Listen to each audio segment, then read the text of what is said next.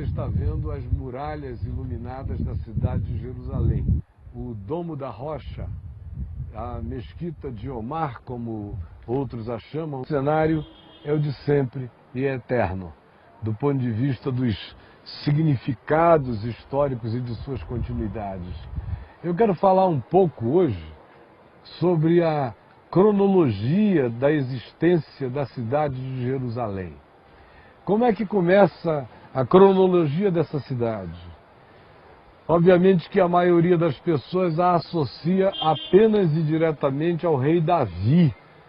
Nós vimos no século passado a comemoração dos 3.000 anos de Jerusalém. Mas de fato nós estávamos aqui naquela ocasião, eu estava presente com um grande grupo de pessoas, comemorando os 3.000 anos da Jerusalém de Davi, que começou com Davi, mas a cidade é anterior a Davi. Quem conhece a Escritura e lê o livro de Gênesis, vê que quando Abraão voltava da matança dos reis, que haviam levado sequestrado o seu sobrinho Ló, ao vencê-los, ele vai retornando na direção do lugar que ele habitava em Berseba.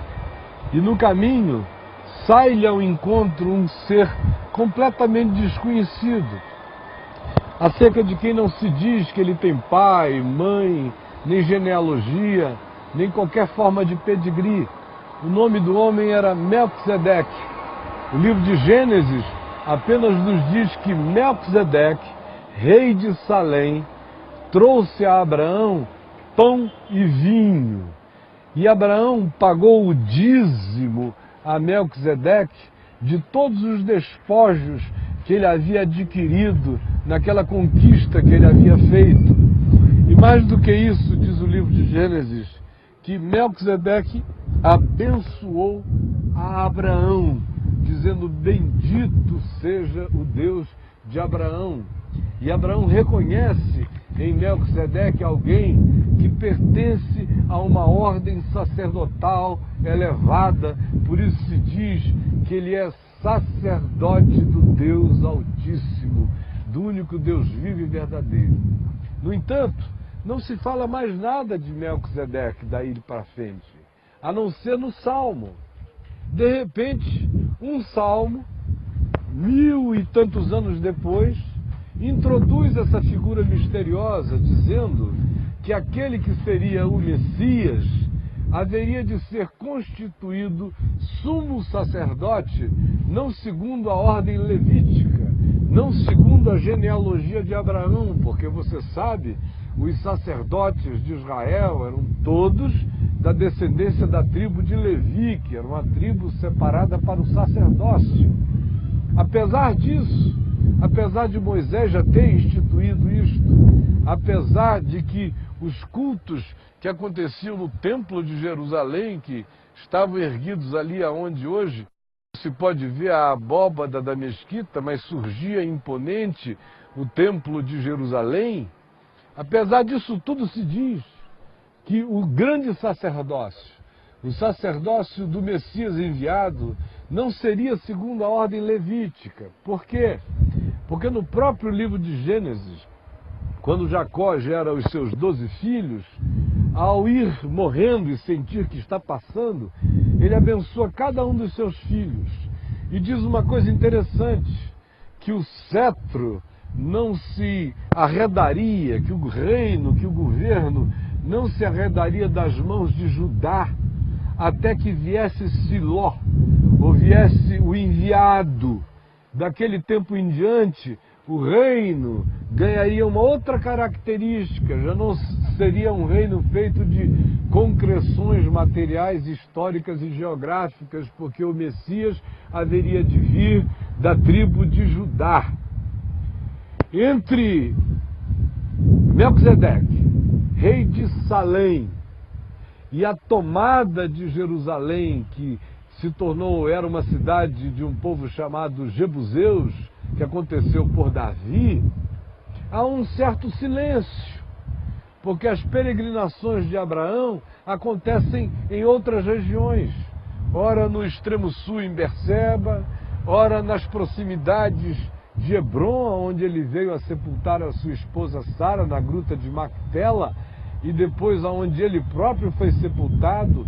E quando os filhos de Jacó foram morrendo, os patriarcas das 12 tribos de Israel também foram sepultados na gruta de Macpela. Enquanto isto, o que a gente vê acontecendo aqui é um episódio marcante. E Abraão, um dia, morando no deserto, numa noite estrelada, linda, ele ouve a voz de Deus lhe dando uma ordem absurda, idiota, incumprível, imoral, aética, suicida do ponto de vista da alma de Abraão e homicida em relação ao que Deus lhe mandava fazer.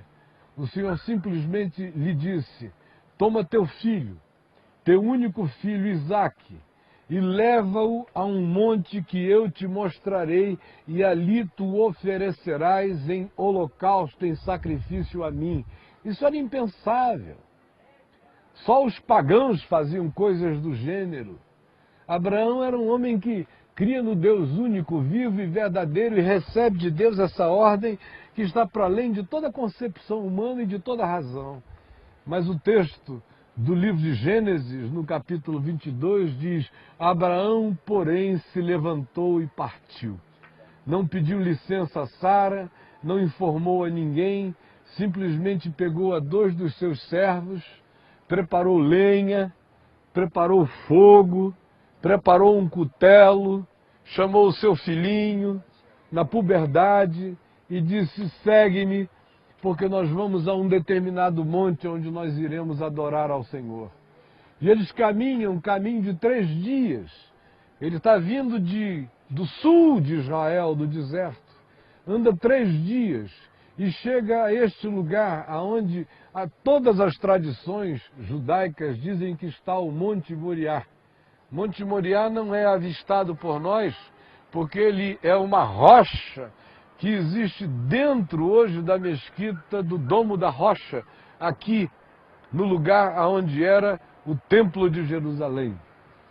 E quando ele chega aí para imolar seu filho, ele antes tinha deixado para trás os seus servos, porque era algo tão brutal, tão chocante, tão inconcebível, que ele não queria testemunhas.